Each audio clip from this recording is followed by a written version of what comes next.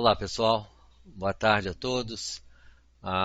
Estamos aqui hoje novamente para providenciar uma palestra para vocês, super legalzinha, uma palestra que vocês podem depois tirar as dúvidas conosco, mandando para o nosso e-mail alfredofeitosa@gmail.com para poder auxiliar vocês na clínica de vocês, na questão das evidências científicas, na questão de enviar alguma documentação pertinente ao assunto, ao nosso tema de hoje, e também auxiliar na sua questão da sua melhoria, da sua performance, na sua atividade clínica, em sua empresa, no seu consultório, em sua universidade, ou sua associação de bairros, ou em outro tipo de clínica odontológica onde vocês estejam exercendo a profissão, ok?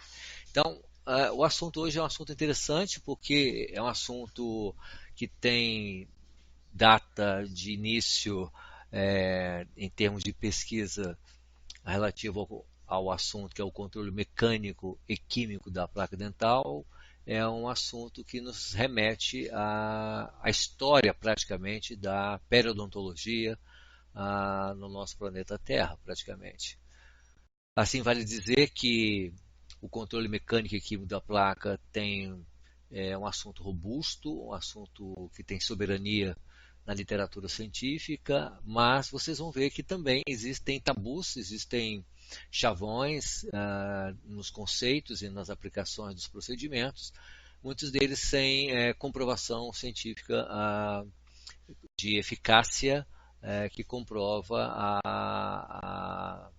o uso daquele procedimento como talvez um modelo padrão. Então, hoje, gostaria de me apresentar novamente a vocês. Meu nome é Alfredo Feitosa e, como vocês podem ver, minha ficha de formação, eu sou formado, graduado aqui na odontologia da Universidade Federal do Espírito Santo, no ano de 1981. Depois eu obtive meu título de especialista em periodontia na Universidade Federal do Rio de Janeiro, em 1983 para 84. Depois eu fiz o meu mestrado em periodontia também na Universidade Federal do Rio de Janeiro, obtendo o título em 87. Depois eu fiz o nosso PhD, ou doutorado em ciências, na Universidade de São Paulo, no Instituto de Ciências Biomédicas, na área de ciências em microbiologia molecular. E depois eu fiz um estágio também em bacteriologia oral na Universidade de Michigan, isso já nos anos de 90 e 91. O doutorado já mais recente, em 2012. E o pós-doutorado recentemente, agora no início desse ano, de janeiro a junho deste ano, na Universidade de Gainesville, na Flórida, Estados Unidos. Então, essa carreira acadêmica minha hoje como professor associado 4 de periodontia da Universidade Federal do Espírito Santo me dá a chance de apresentar para vocês esta palestra que eu acho que, dentro dos temas que eu milito na minha carreira acadêmica e científica, é um dos temas que mais me empolga, que mais eu acho que precisa de mais evidência, de mais dedicação, mas ainda é uma incógnita ainda nos trabalhos acadêmicos, não somente na disciplina de periodontia, nos estudos de periodontia e academia, mas também em outras disciplinas que lançam mão do controle mecânico e químico da placa dental como um auxiliar na formação, na educação do profissional de odontologia. Portanto, o controle mecânico da placa dental e químico, eu dividi então a sessão em 2 tópicos, o controle mecânico e depois o controle químico da placa dental. Então eu gostaria de iniciar com vocês fazendo algumas perguntas para a gente se posicionar perante a odontologia de uma maneira geral, de como que nós estamos enfrentando, trabalhando a questão do controle mecânico da placa dental e controle químico da placa dental. Então, algumas perguntas tais como: as medidas de higiene oral são eficazes para prevenir doenças? Existem evidências substanciais demonstrando que a placa dental e a gengivite ou periodontite podem ser controladas por outros procedimentos mecânicos de limpeza? O controle da placa supragengival é essencial para a prevenção primária e secundária das doenças periodontais? Quais são os agentes que podem inibir o desenvolvimento da placa dental? Então, essas perguntas fazem parte de um cartel de hipóteses buscando obter a resposta dessas hipóteses, né? Hipóteses estas que foram formuladas há anos atrás, algumas delas são mais recentes, mas de qualquer maneira todas elas englobam um olhar mais amplo, mais generalista e com a questão do relacionamento do controle mecânico da placa e o controle químico da placa dental. O que nós temos aqui? Nós temos uma maxilares representando aqui nesta figura o indivíduo sistemicamente saudável, e eu gosto de dizer que também ele é periodontalmente saudável, ou periodontalmente, clinicamente periodontalmente saudável.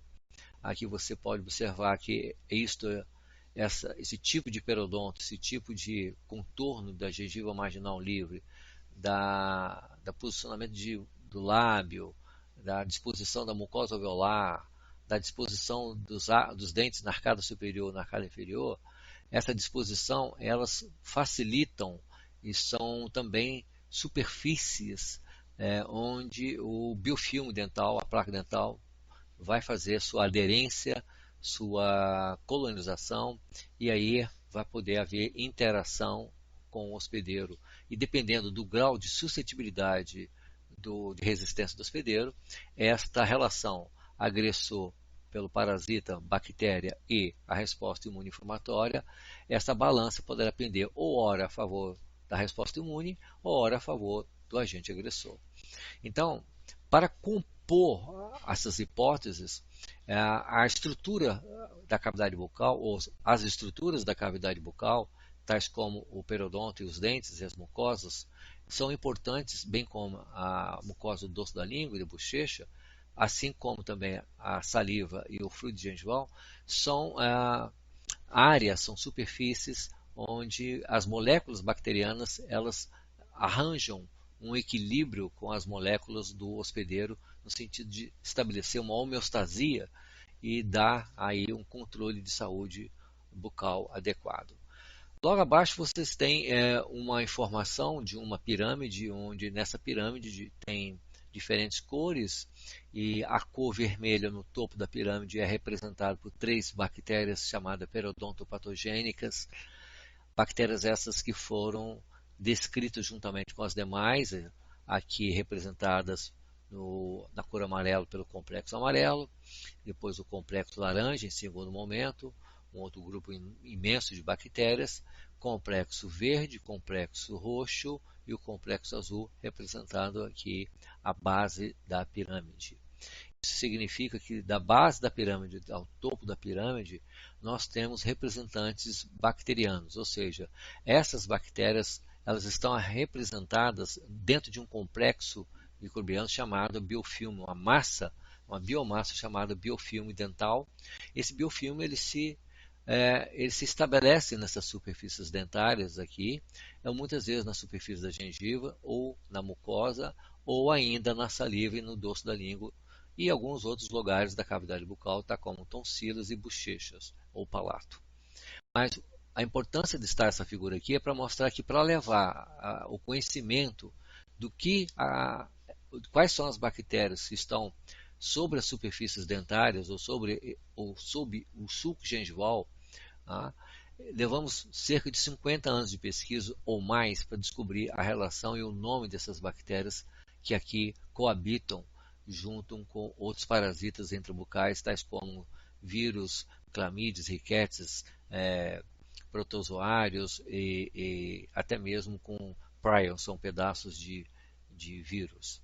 Então, esses complexos microbianos vermelho, laranja, amarelo, verde, roxo ou azul foram descritos no final da década de 90 em 1998, pelo grupo de Sokransky de Boston, do instituto de pesquisa chamado Forsyth Institute, onde a Rafa G, em 2001, publicou mais tarde a relação da placa e da gengivite com esses complexos microbianos.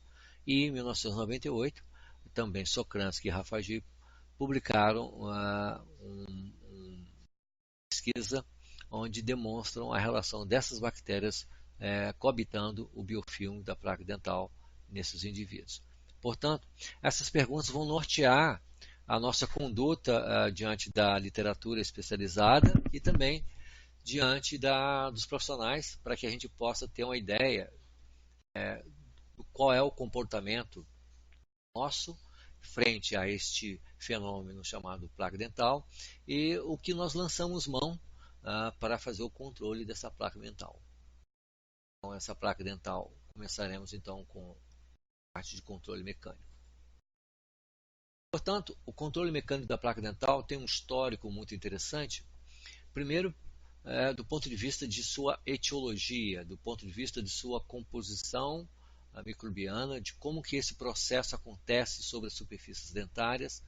E aqui, de uma maneira simples, neste programa aqui, que tem escrito 5 estágios de desenvolvimento do biofilme, essa placa dental aqui está representada por 5 estágios, e cada estágio, 1, 2, 3, 4 e 5, você vê que tem um agrupamento de bactérias. Aqui já é a microfotografia eletrônica, mostrando a quantidade de bactérias que você tem num primeiro momento, num segundo momento, assim no terceiro, no quarto e no quinto, já na formação de colônias, verdadeiras colônias.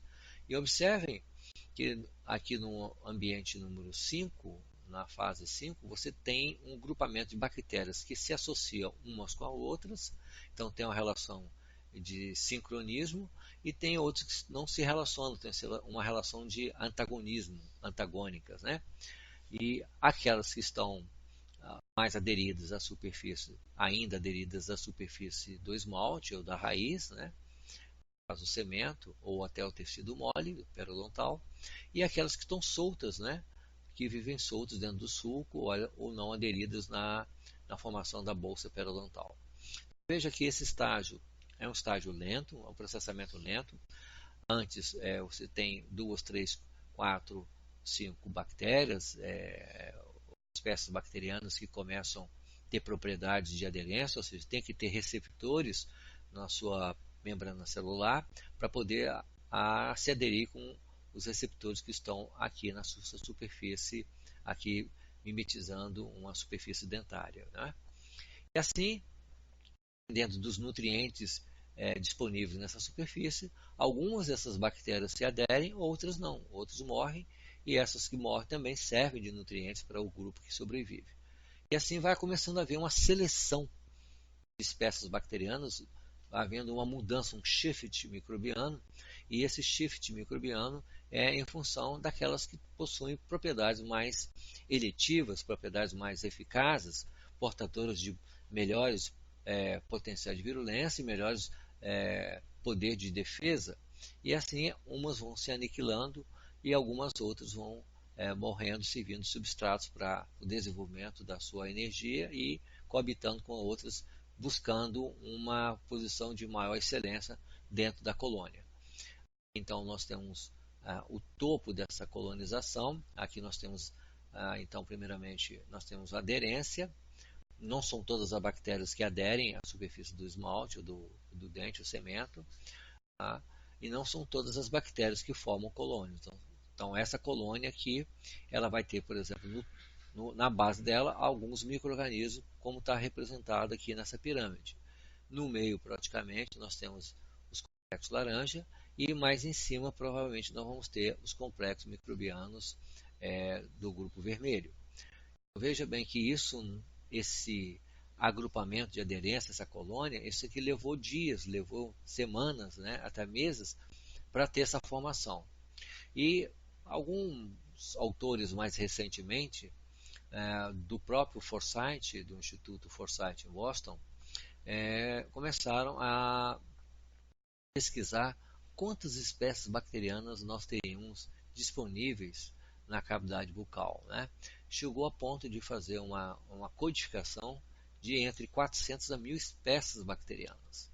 O que a gente tem próximo, o número mais próximo que a gente tem conseguido alcançar por meio de métodos moleculares, métodos de cultura, né, para poder fazer o diagnóstico dessas espécies bacterianas. Veja que é uma quantidade extremamente grande, mostra que esse ecossistema cavidade bucal possui ambientes ecológicos específicos e esses ambientes ecológicos específicos vão proporcionar, então, nessas superfícies, dependendo da natureza da superfície, na cavidade bucal, você vai ter espécies aderidas a uma determinada superfície e espécies aderidas a outra superfície. E assim, a placa supragengival é o primeiro momento de formação ao redor do dente, na coroa do dente, ao redor do esmalte.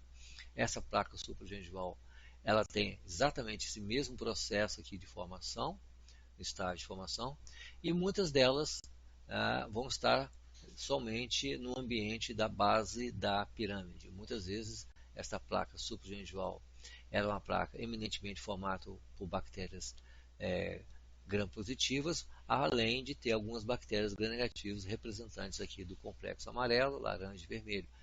Mas a placa supragengival, ela é um importante fator de aderência, um importante fator de excelência para a gente compreender que ela a partir dela surge a placa subgengival. Então, o controle da placa subgengival, aqui dentro do tema maior, controle mecânico da placa dental, esta placa subgengival, ela é essencial para que possamos ter sucesso na limpeza dentária, numa saúde periodontal e isso ser uma relação de estabilidade entre a saúde periodontal e o próprio sistema orgânico nosso como um todo. Outras vezes nós devemos entender que esta placa subgengival aqui é aquela que está levando à formação de uma inflamação periodontal. Nos dentes acarreta a chamada bolsa periodontal, mas podemos também ter a ausência de bolsa no chamado placa subgengival em indivíduos portadores de gengivite. Nós temos 2 casos de doenças periodontais onde essa placa subgengival também se comporta de maneira agressiva, que é na gengivite ou na presença das periodontites por meio das bolsas periodontais.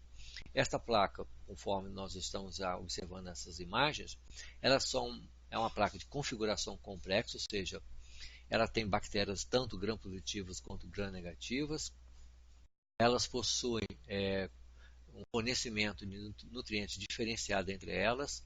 Elas possuem tipos respiratórios, né, que são os aeróbicos ou anaeróbicos, mas também tem os tipos anaeróbicos chamados facultativos e ainda tem os microaerofílicos, aqueles que sobrevivem em baixíssimas tensões de oxigênio, e tem os capnofílicos, que são aqueles que sobrevivem em baixíssimas tensões de gás carbônico. Então veja que esta configuração é extremamente complexa dentro da cavidade bucal. Então existem diferentes nichos ecológicos na cavidade bucal, onde permite a adesão, a colonização e a formação de colônias dentro dessa uma biomassa específica para cada tipo de nicho ecológico. A composição bacteriana, conforme nós estamos vendo aqui por meio desses complexos, diagnosticados e identificados pelo Socrates com colaboradores em 1998, é variável. Então, a placa supra e a placa sub têm composição variáveis, onde em algum momento há predominância de um grupo ou de um tipo de micro-organismo e em determinado momento há uma supremacia de outros micro-organismos sobre os demais. Lembrando que na cavidade bucal todas as superfícies estão sujeitas, expostas à saliva, tá? Não só a saliva, mas também o fluido gengival sucular, deveríamos acrescentar aqui. E também estão expostos aos nossos mecanismos de autolimpeza, né? Através de fios dental, escova, bochechos, pastas, flúor, entre outros procedimentos. A própria fricção fornecida pelo alimento, a mastigação, mas de certa maneira a maior parte da população não leva isso com muita importância, esta questão da exposição do dente em relação à placa dental. Então isso é um estudo feito por Lee em 2000, Harold Lee em 2000, mostrando que a maior parte da população não demonstra importância em relação ao controle desta placa dental. Portanto, neste controle mecânico da placa dental, nós temos algumas evidências científicas que facilitam, que promovem uma abordagem um pouco mais detalhada, aperfeiçoada, para que possamos entender a questão de como que se podemos fazer no consultório ou em qualquer outro local onde temos um lógico, ou uma empresa, ou um hospital, de que maneira podemos trabalhar essas evidências científicas no sentido de controlar mecanicamente esta placa dental. A primeira dessas evidências é a escovação, e na maior parte delas ela é o meio mais caseiro, é o meio mais utilizado para a remoção de placa. E esta remoção de placa ela varia de população para população. Essa remoção de placa varia também em relação aos procedimentos utilizados, né? E a pesquisa é interessante aqui apontar entre assim um grande número de pesquisas disponibilizadas em relação à escovação.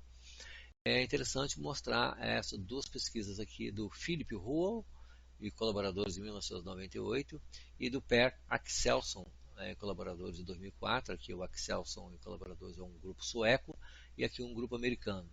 E ambos fizeram estudos de coorte, né, acompanharam a população e mostraram que os seus resultados mostraram a identidade, ou seja, que o alto padrão de higiene oral assegurava uma estabilidade dos tecidos periodontais de suporte.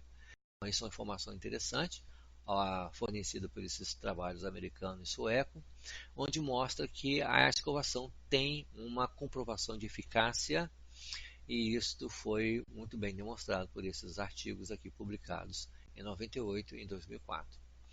Por outro lado, nós queremos enfatizar que as medidas de higiene oral sozinhas, elas, no tratamento da periodontite moderadas ou na periodontites graves, elas são pouco eficazes. Ou seja, sozinhas elas não contribuem para o controle do periodonto, ou seja, não fornecem uma atitude mais positiva em relação à inflamação e à placa que está ao redor do periodonto de suporte ou periodonto de proteção.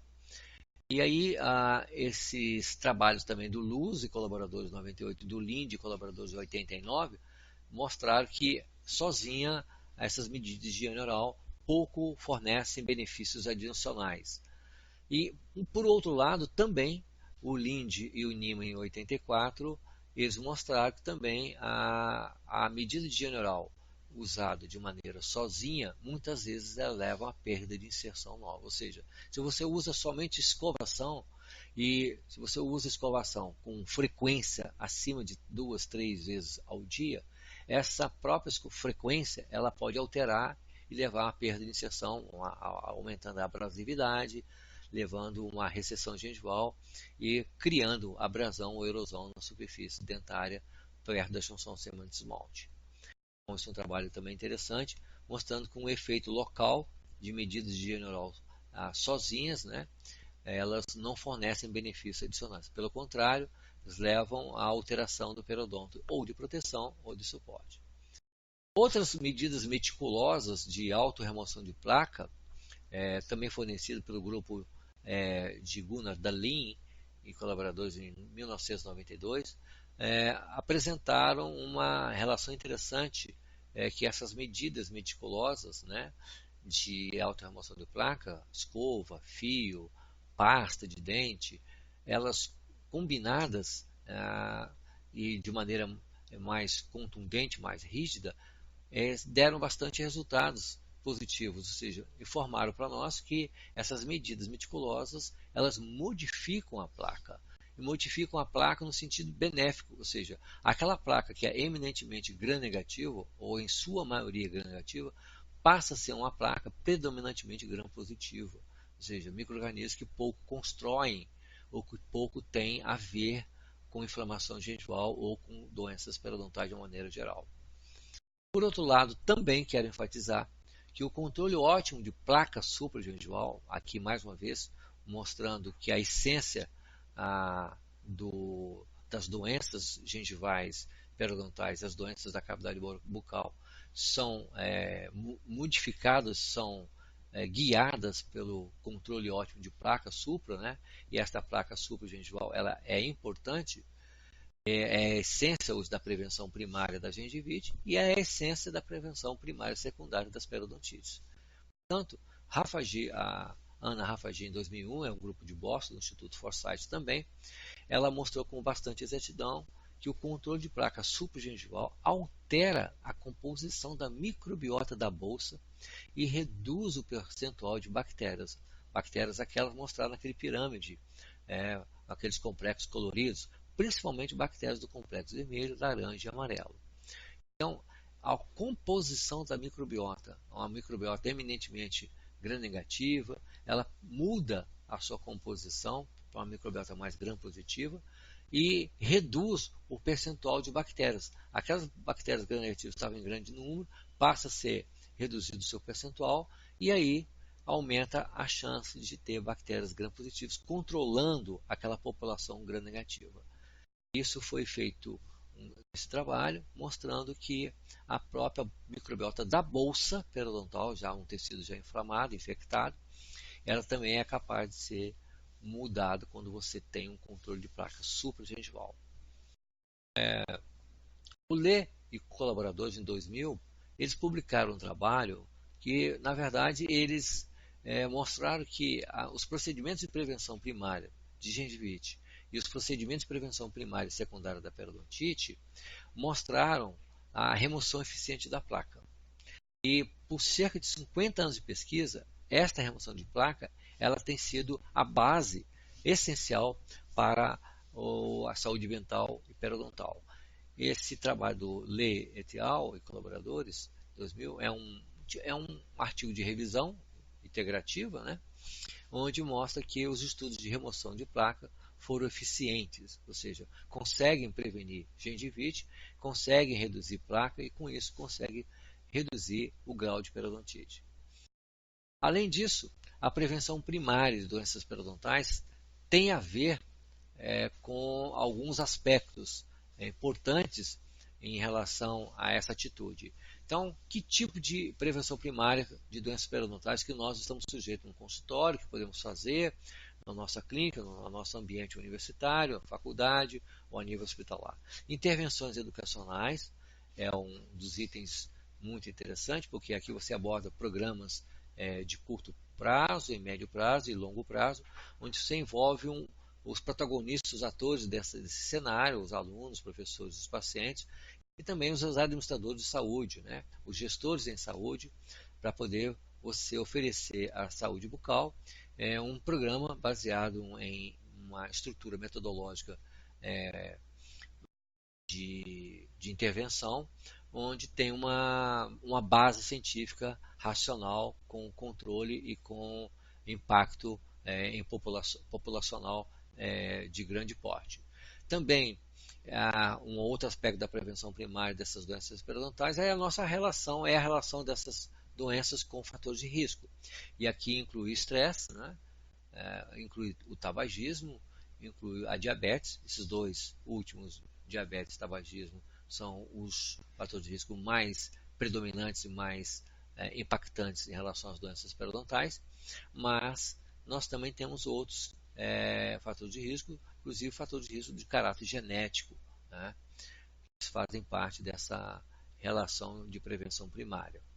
Temos também o item chamado remoção mecânica profissional, e aqui vale destacar que essa remoção mecânica profissional ela cria um status quo para nós, porque essa remoção mecânica profissional ela é uma relação de troca de informações entre o profissional e o paciente, e o que a gente observa é que essa remoção de mecânico profissional, muitas vezes ela é dependente do profissional, ela deveria ser independente, uma vez que o profissional tivesse a abordagem necessária para controlar a placa dental ou a gengivite, ou a periodontite moderada, leve ou grave daquele paciente, esse paciente pudesse ser mais autônomo em relação à remoção mecânica de placa, ou seja, que ele pudesse ali buscar os procedimentos de autolimpeza, de autoidentificação, e ali, do ponto de vista caseiro, ele pudesse implementar e servir de guia para outras pessoas da sua comunidade familiar. Enfim, a remoção mecânica profissional ela tem protocolos bem estabelecidos, bem rígidos, e eles atuam como um programa auxiliar na terapia mecânica ou na terapia química do controle de placa dental. A motivação apropriada do paciente, ou seja, o aspecto motivacional é um agregado de valor, porque a motivação ela tem muitas vezes ela está ligada ao fator de risco, está ligada ao estresse do indivíduo, está ligado aos hábitos, aos vícios, está ligado ao estilo de vida, e a gente precisa trabalhar essa motivação para que ele seja obediente aos procedimentos de orientação de higiene bucal e que ele seja bem motivado e tenha boas informações da literatura. O profissional deve passar essas informações para ele, seja via WhatsApp, ou via e-mail, ou por meio de textos via blog, Instagram, enfim, nessas mídias sociais disponíveis, para que ele possa ter boas informações e tirar dessas informações aquilo que realmente vai ser útil no sentido de ele entender essa saúde bucal.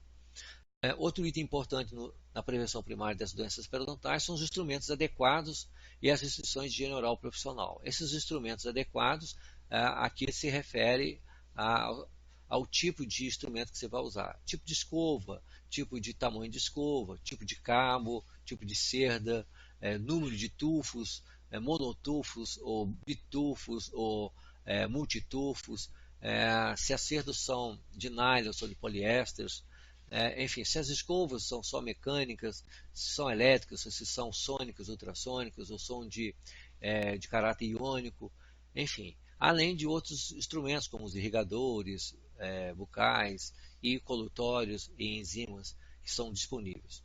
Juntamente com isso, nós temos as instruções de higiene oral profissional, que aqui ele lança a mão dos controles de placa, seja o controle de placa de Lê, é um pouco mais utilizado do ponto de vista mais de epidemiologia, em pesquisa epidemiológica, mas temos o controle de placa motivacional, que é o instrumento mundialmente aceito, que é o controle de placa de O'Leary.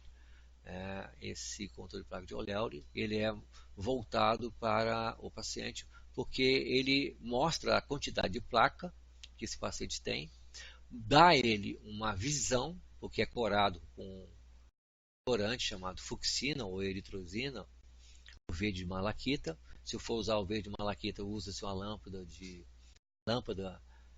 com luz fluorescente para poder ele ver no espelho, e onde tiver roxo significa a presença de placa. Ele acende a lâmpadazinha, coloca contra os dentes e ele vê no espelho da própria lâmpada, tem um espelho, ele vê a imagem de fluorescente em roxo.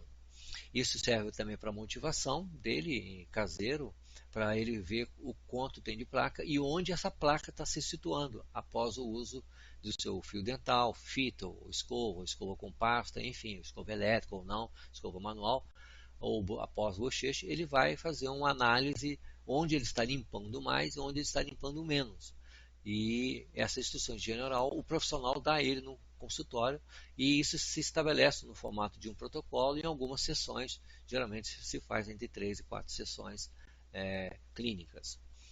A motivação é um outro aspecto que nós já falamos, e essa motivação, esse controle de placa de O'Leary também, ele é muito utilizado para pacientes que são bem motivados, e isso é interessante porque tem estudos mostrando de periodontistas com pacientes bem motivados e pacientes com pouca cooperação, e os pacientes bem motivados relataram que o uso de, por exemplo, de escova elétrica foram muito mais eficazes no sentido de ele reduzir placa e reduzir gengivite do que aqueles com pouca cooperação.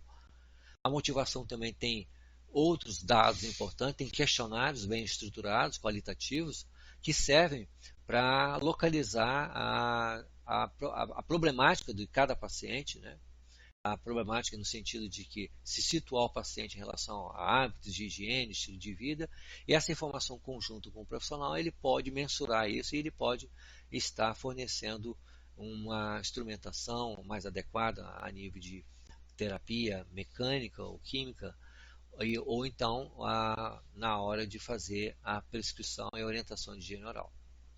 Esses pacientes bem motivados, a vantagem deles é que eles são realmente obedientes a essas instruções de higiene oral profissional. E com isso eles conseguem obter níveis ideais de controle de placa. Ou seja, níveis ideais é aqueles que se encontram entre 10% a 20% ao final de um protocolo de até 4 sessões contínuas. Isso é o que a literatura mostra pelos trabalhos da literatura disponíveis.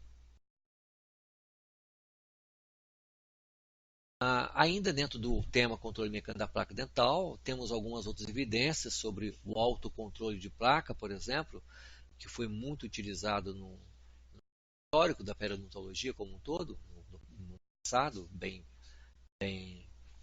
atrás, ou seja, cerca de quase 1600 anos antes de Cristo, segundo o estudo de Carranza e Scler em 2003, os próprios chineses já tinham desenvolvido palitos, né, para poder fazer uma remoção desses biofilmes, dessas massas aderidas às superfícies dentárias.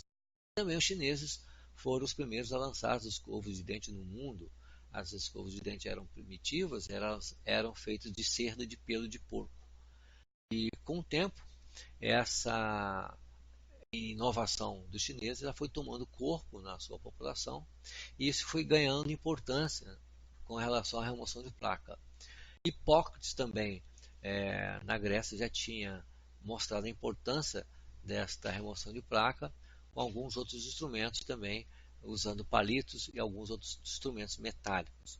E em 1683, o próprio Anthony van Leeuwenhoek, o holandês, ele fala sobre essa questão da importância da remoção de placa, onde ele até mesmo relata, numa publicação, ele relata que ele, todas as manhãs, ele escovava os dentes com sal e depois ele bochechava com água normal, né? E logo em seguida ele passava palitos para remover as placas dentais entre os dentes. E toda vez que ele se encontrava com os amigos sempre perguntavam que os dentes deles estavam sempre branquinhos, limpinhos, e a gengiva sempre mais avermelhada e com os dentes bem de coloração bem adequada. Então, isso já tem até registro dessa informação do Anthony van Leeuwenhoek em 1683. A partir de 1938, ainda na Primeira Guerra Mundial, houve uma mudança nesse cenário de remoção de placa em relação a essas escovas.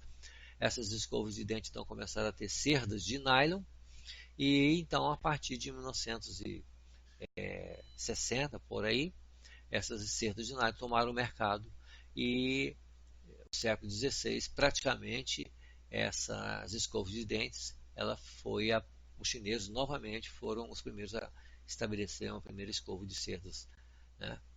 E atualmente o que acontece? Eu trouxe essa informação aqui para vocês terem ideia de como que o autocontrole de placa, como que escova de dente, pastas, ou seja, dentifrícios, colutórios e outros ingredientes classificados como produtos de higiene oral, como que isso tem um impacto na população, ou seja, a consciência da população de uma maneira geral mudou no século XVI até o século XXI. Essa consciência mudou e as empresas começaram a desenvolver, a fabricar produtos de higiene oral, de uma maneira geral. Alguns são classificados também como cosméticos. Para você ter ideia, esses produtos hoje são em torno de consumidos 3,2 bilhões de dólares por ano nos Estados Unidos. Para ver que o mercado é extremamente promissor, é um mercado que todo ano tem um ingrediente novo, e a propaganda auxiliando esses produtos chega ao monte de 272 milhões de dólares por ano, segundo estudo feito pelo Bakdash em 1995. Portanto, controle mecânico da placa dental também possui esses agentes de limpeza. Então, a pergunta lá atrás é quais são os agentes de de limpeza mais utilizados no sentido de fazer o controle mecânico e químico da placa dental. Então, no controle mecânico da placa dental, nós temos aqui alguns agentes de limpeza, começando novamente com a escova dental, onde tem uma eficácia de 50% apenas de remoção dela, 50%, um estudo feito por Jepsen em 1998, para mostrar que essa escova dental ainda nós precisamos aperfeiçoar o método de escovação ou o tipo de escova para que a gente possa remover mais placa. Por sua vez, o Morris e seus colegas em 2001 mostraram um outro resultado para nós. Qual é a média, qual foi a proporção média de dentes com placa? Então, na idade de 25 a 34 anos, os indivíduos removiam, tinham placa em cerca de 30% dos dentes, e em 65 anos acima, a proporção média de dentes com placa era em torno de 44%, ou seja, quanto mais placa nos dentes.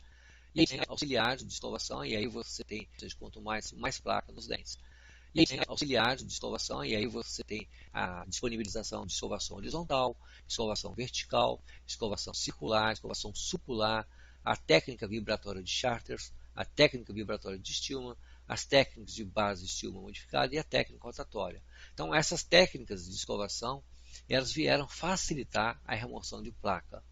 E por que isso é importante? Porque hoje os estudos mostram que a técnica ideal é aquela que você consegue remover mais placa em menor tempo. Então, a gente também ainda não tem uma técnica ideal. Juntando a técnica ideal, ou próximo de uma técnica ideal, nós temos estudos inconclusivos em relação à frequência. Quantas vezes por dia? 2, 3, 4, 5 vezes por dia? Existe uma relação entre frequência e placa, frequência de escovação com gengivite? Ou seja, se eu escovar mais vezes por dia, eu tenho menos placa, eu reduzo a inflamação. Os estudos são muito inconclusivos e mostram que a frequência de 2 vezes ao dia é uma frequência um pouco mais estabelecida, mais genérica, mais aceita. A duração também da escovação varia. Nas crianças estão entre 33 segundos, nos adultos estão já, 1/3 dos adultos varia para 56 segundos, 2/3 dos adultos acima de 56 segundos e 70 segundos. E geralmente a frequência 2 vezes por dia, ela é a melhor, a mais aceita em geral. As escovas elétricas em relação às escovas manuais também mostram com bastante satisfação a remoção de placa e a redução da gengivite. As escovas elétricas por 2 minutos contra escovas manuais por 6 minutos, ambas apresentam um resultado significante em relação à remoção de placa e gengivite. Ambas são essenciais, trazem benefícios. Por sua vez, as escovas sônicas, outro tipo de escova, também comparáveis às escovas elétricas e manuais, também promovem uma boa remoção de placa e uma redução da inflamação.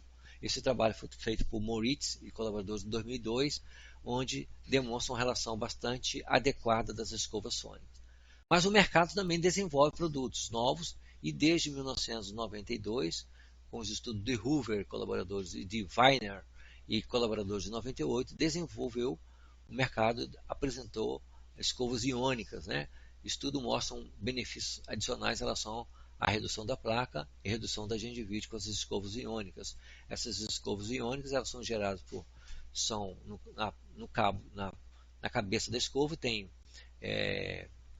dispositivos elétricos, onde ali são acionados em contato ali com o dente, com a pasta, e aquilo ali ativa uma rede de eletricidade, onde gera um campo elétrico, onde esse campo elétrico modifica o pH da placa, e com isso você tem uma redução de placa e de fatores da gengivite, de moléculas que estão ali disponibilizados no esmalte dentário. Fio e fita dental são outros fatores importantes na remoção de placa interproximal. As pesquisas mostram que a remoção de placa interproximal com fio ou fita dental, principalmente fio sem cera, a remoção da placa interproximal atinge mais de 80%. E esse estudo sueco, feito por Per Axelsson em 1994, mostra que os suecos usavam palitos 4 vezes mais que o fio dental. Ou seja, mesmo sabendo que o fio dental tem esse grau de remoção de placa, essa eficiência alta, Os suecos parece que têm aqui uma notoriedade cultural e histórica, onde eles têm um hábito maior de usar palitos do que o fio dental. Mas isso é uma questão de cultura também, isso é uma questão de inovação de mercado, a presença do mercado mais eficiente, ou a apresentação de serviços de comunidade de odontologia mais presente na comunidade, ou seja, isso na Suécia é um pouco diferente do resto do mundo. Mas escova mais associado com fio dental é são os dispositivos mais espetaculares assim para o dentista utilizar na clínica, na sua orientação de instrução de higiene oral, porque é o que mais remove placa.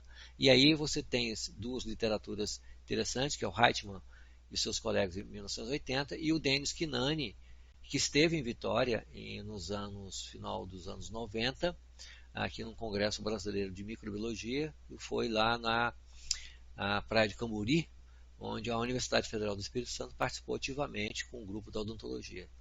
Dennis Kinani é um pesquisador, creio que é britânico, ele publica muito a questão de cariologia, placa supra, placa sub, a questão do controle de químico e mecânico de placa dental, faz parte da sua rotina de pesquisa na Grã-Bretanha. O palito dental, a gente tem uma certa precaução, tem sua aplicabilidade, mas bastante pontual, porque muitas vezes ele promove a perda de papila gengival e promove a abertura dos espaços interproximais.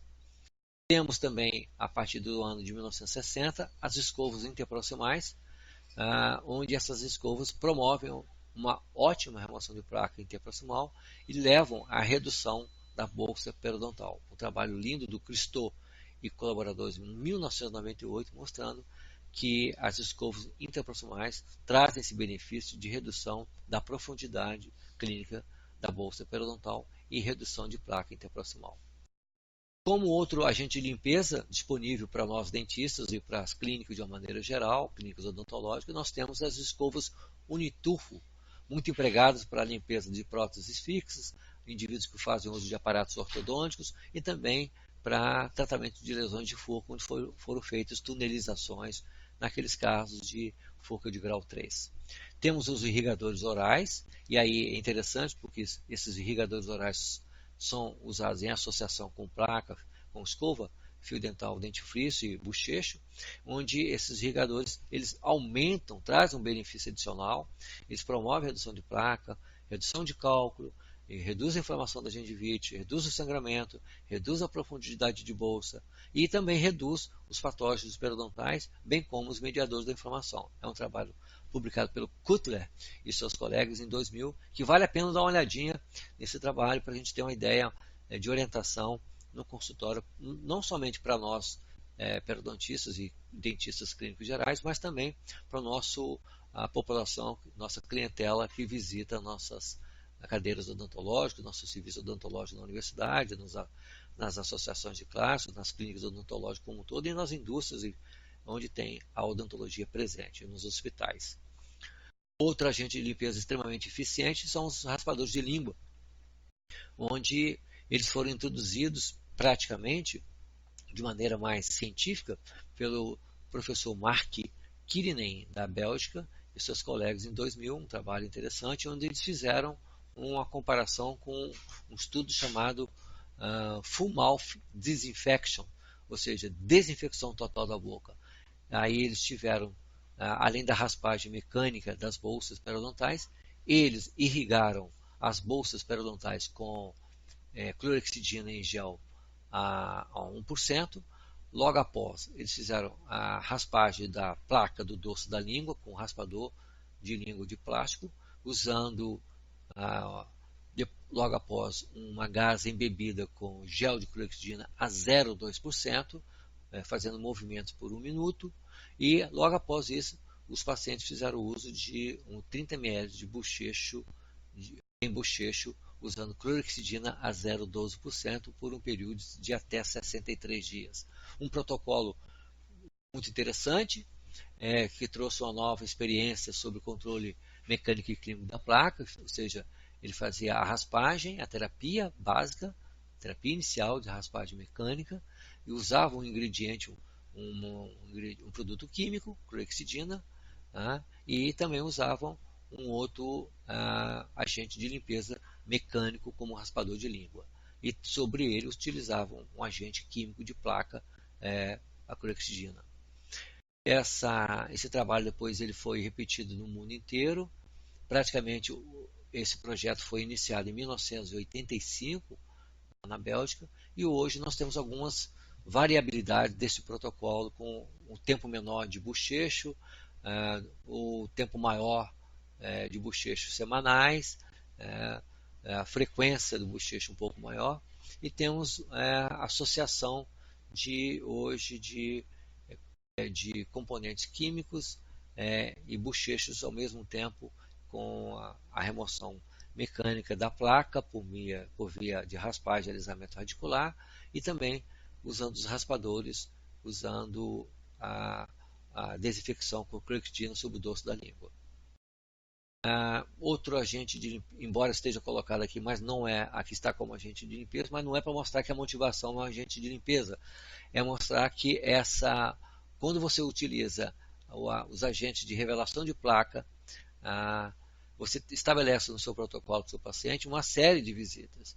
E essa série de visitas, com essa revelação de placa, seja por eritrosina, fucsina, seja em pastilha, comprimido, ou seja em solução, isso promove um feedback imediato do seu paciente em relação ao controle de placa. Ele passa a olhar a cavidade bucal com outro sentido, de outra maneira, ele tem uma percepção aguçada agora, ele começa a fazer autodiagnóstico, de dizer onde tem, onde não tem placa, e ele se sente motivado. E isso é interessante porque isso melhora a autoestima do paciente, promove ele uma sociabilidade um pouco mais integrativa, e ele começa a estar muito mais obediente àquele controle de placa profissional que foi direcionado para ele durante a visita dele nos consultórios. Então, esse protocolo clínico é um protocolo já aprovado na literatura, e esse trabalho do Hylander e do Lind em 1997, bem como os questionários de instrução do paciente e motivação por Axelson 2004, relatam a motivação como um aspecto fundamental, como parte do agente de limpeza no controle mecânico da placa dental. Por sua vez, nós temos agora o controle químico da placa dental. Então é importante aqui agora a gente situar esse conceito clínico da placa dental, porque o conceito de controle químico da placa dental ele é baseado no conceito da etiologia microbiana da placa dental. Ou seja, as doenças periodontais, gengivite e periodontite, elas são de origem bacteriana, ou seja, são bactérias que povoam, habitam o periodonto de proteção ou o periodonto de sustentação, e que leva então à formação dessas inflamações, porque esse indivíduo se tornou mais suscetível àquele biofilme, aquela placa dental, e o hospedeiro, através da sua resposta imune, lançou mão das suas defesas, e nessa defesa, nessa balança, o hospedeiro tenta reduzir o agente agressor, e nesta redução a intensidade da resposta imune é tão grande que leva, pela própria resposta imune, à criação de bolsas periodontais, e radiograficamente você entende isso como uma perda óssea alveolar. E isso é sinônimo de uma resposta imune, ou seja, essa imagem radiográfica que você observa é o efeito ao longo do tempo desse indivíduo em relação a esse biofilme. Nem todos os indivíduos são suscetíveis ao biofilme da placa, e isso varia de indivíduo para indivíduo. E os estudos mostram que a placa subgengival tem uma importância relevante na formação da gengivite crônica. O estudo feito pelo Ashi, colaboradores, em 1994, mostra isso, mas o estudo que mostrou a relação do conceito de controle químico da placa foi a partir da gengivite experimental em humanos, feito por Harold Lee e seus colegas em 1965, na Suécia, onde um grupo de estudantes foram motivados a deixar seus dentes sem limpar durante uma semana, e uma semana depois eles começaram a limpar, e aí o professor Lee e seus colegas viram que havia uma relação entre acúmulo de placa e gengivite. E no momento que eles começaram a voltar aos hábitos de higiene oral, aquela placa foi reduzindo sua formação, sua composição, e a inflamação gengival foi desaparecendo. Então essa gengivite experimental em humanos hoje, ela é muito repetida, no sentido de reproduzi-la, quero dizer, reprodução, não é? Ela é reproduzida com bastante elegância em alguns estudos feitos no mundo afora, mas, por outro lado, a teoria desse conceito da placa, ela ficou um pouco dispersa porque a sua, a sua, a sua história ela não foi muito bem conduzida para atender uma população que sofre dessas doenças periodontais. Portanto, os estudos mostram que a placa supragengival ela é essencial na prevenção das doenças periodontais, ou seja, o controle de placa supragengival pelo profissional, usando toda a gama de arsenal disponível para ele no consultório, desde a terapia básica, a terapia cirúrgica, a terapia química, com terapia mecânica associada ou não à terapia cirúrgica e terapia básica, são importantes procedimentos para manter a placa dental em saúde dental. Ou seja,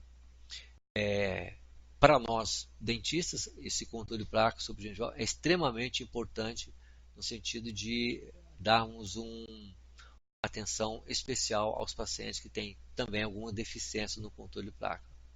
Alguns agentes desse controle químico da placa são mais usados, segundo a Edmore 97, alguns são antiadesivos, alguns são antimicrobianos, outros são apenas removedor de placa, alguns são antipatogênicos e, na sua maioria, eles são classificados como produtos de higiene oral. E aí, em 1996, o Congresso Mundial de Periodontologia publicou um trabalho do Lang e Newman, em 97, classificando esses produtos, esses agentes. Então, eles decidiram colocar que os principais agentes são de classe antimicrobianos, redutores de placa ou inibidores, antiplaca e antigengivite. Isso é importante porque a higiene oral tem uma relação muito positiva com a redução da incidência de doença periodontal, ou seja, Hugelson e colaboradores de 98, eles mostraram que quanto maior o padrão de higiene oral, maior é a redução na incidência de doença periodontal. Um aspecto muito importante para a gente passar para os nossos pacientes, a gente discutir com o nosso grupo de colegas de clínica, mostrando que o controle de placa é algo que deve ser investido. Assim, as pastas de dente também são outros agentes, e as pastas de dentes têm diferentes veículos dentro dessas pastas de dentes, como os veículos abrasivos, e aí tem a sílica, a alúmina, os fosfatos de cálcio, carbonato de cálcio, mas todos eles têm um limite de acordo com a norma da BSI ou da ISO, tem um limite de concentração. O detergente mais presente nessas pastas é o lauril sulfato de sódio, mas também existem alguns espessadores, sílicas de goma, alguns adoçantes, como a sacarina, podemos encontrar umectantes, glicerina, para favorecer o controle dessa pasta, flavorizantes ou menta ou hortelã, e também temos componentes ativos nessas pastas de dente, nesses dentifrícios, que são fluoretos, que vão trabalhar na prevenção da cárie, o triclosan e o fluoreto sanhoso vão trabalhar, são mais voltados para o controle de placa, e temos os colutórios, além de ter os sprays, os irrigadores, as gomas de mascar e os vernizes. O controle químico da placa tem uma história muito interessante, principalmente na Escandinávia, onde a clorexidina, por ser um sal, uma bibisguanida, ela praticamente nasceu na Escandinávia o seu uso. A sua popularização foi tão grande que ela, para ter ingresso nos Estados Unidos, levou um tempo para a FDA aprovar este produto no uso pelos dentistas nos Estados Unidos. A clorexidina, ela é, dentro de todos os controle de placa químico dos componentes disponíveis no mercado, aquele que fornece os melhores índices de redução de placa e de controle de gengivite e também de alteração de composição de placa, ou seja, alteração na redução de periodontopatógenos e também como melhora os mediadores da inflamação. a clorexidina ela tem que ser bem indicada para que a gente não possa levar outros problemas do uso maior dela, do uso de mais profundidade, ou seja, do uso prolongado, onde alguns efeitos vão aparecer com mais clareza, tais como as manchas nos dentes, deposição da clorexidina no dorso da língua, tornando a língua com a placa saborosa de cor escura, perda do apetite, ou também às vezes pode levar uma inflamação uma área já previamente sarada por doença periodontal. Em vez de reduzir o efeito, aumenta o efeito. Então, esses questionamentos da clorexidina são importantes apresentar aqui para vocês, porque são coisas que podem ser reversíveis. O manchamento é reversível, usando removedor de placa, pastas abrasivas para fazer o polimento, seja com a pasta abrasiva ou flúor, ou com pedra pómez, formando um gel, massa de borracha e escorrops em baixo rotação. E a raspagem com raspador de língua plástico do dorso da língua, e limpeza da língua com gel de clorexidina a 0,2% por 1 minuto, isso é importante. E também favorecendo, reduzindo a frequência dessa clorexidina, em vez de 2 ou 3 vezes ao dia, passa a ser uma vez ao dia, alternado, dia sim, dia não, 2 dias sim, 2 dias não, apenas para servir um colutório como um auxiliar na remoção de placa ou na inflamação.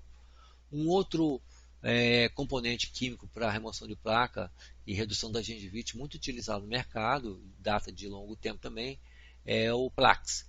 O Plax foi por muito tempo sucesso, mas depois o que a gente verificou foi que a sua composição, por ter uma alta concentração de álcool, verificou que aquilo ali trazia mais malefícios do que benefícios aos indivíduos que faziam o uso. Hoje em dia o Plax já tem uma concentração de álcool permitido por lei, menos de 10%, que é o que permite por lei, e o Plax hoje já tem um amplo acesso para a população que vai ao consultório.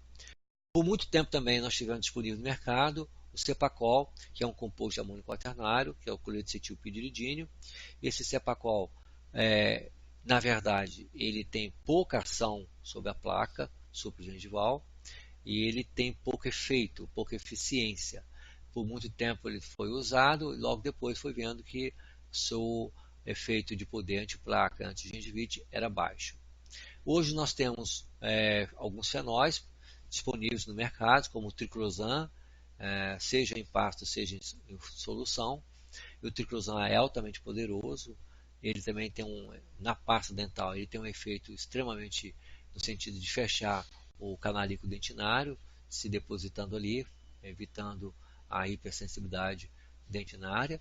E por último nós temos os fluoretos, principalmente o fluoreto estanhoso, o fluoreto de sódio a 1,23% e o fluoreto estanhoso para casos onde tem uma hipersensibilidade dentária ou dentinária mais aguçada. Então veja vocês que o controle químico da placa dental tem uma amplitude para que nós possamos apresentar nos seus pacientes do consultório, no que diz respeito à remoção de placa, controle de gengivite, controle das doenças periodontais de uma maneira mais endereçada para as periodontites, mas também relacionar isso com fatores de risco, indivíduos que são tabagistas, diabéticos, lançar mão desses controles químicos de placa, bem como associando isso ao controle mecânico da placa pelo profissional. Lembrando aqui que esse controle químico de placa e controle mecânico de placa deve estar fazendo parte da sua linguagem de rotina de trabalho no consultório, onde você vai implementar também a motivação, lançando mão de fotografias, lançando mão de livros, de artigos, de álbuns, de manuais, para que o paciente tenha boas informações e que se possa fazer um bom investimento no seu paciente, proporcionando a ele uma saúde gengival, uma saúde periodontal, de forma que ele possa ser um indivíduo cooperador em relação ao controle de placa realizado por você. Então essas considerações eu deixo para vocês refletirem, porque nos reportam um assunto de grande magnitude, pude aqui fazer um resumo e do resumo dessa literatura disponível na ciência odontológica. São evidências que estão disponíveis nos bancos de dados da Medline, do PubMed, do Lilacs, na Cochrane, no Mendeley, onde vocês podem utilizar esses recursos de mídia e do próprio Google Acadêmico para acessar esses artigos ou buscar informações mais recentes em relação ao controle mecânico e químico da placa dental. Então, deixo aqui um abraço a vocês todos, agradeço pela audiência aos telespectadores, aos colegas que estão visitando, aos colegas que desejariam fazer perguntas, e que a gente possa também direcionar suas perguntas também para o meu e-mail. É um prazer atendê-los no nosso e-mail institucional, alfredo.feitosa@ufes.br, ou no nosso e-mail pessoal, alfredofeitosa@ufes.gmail.com. Um grande abraço a todos. Voltamos em breve para outros tipos de palestras para atender às suas necessidades. Uma boa tarde.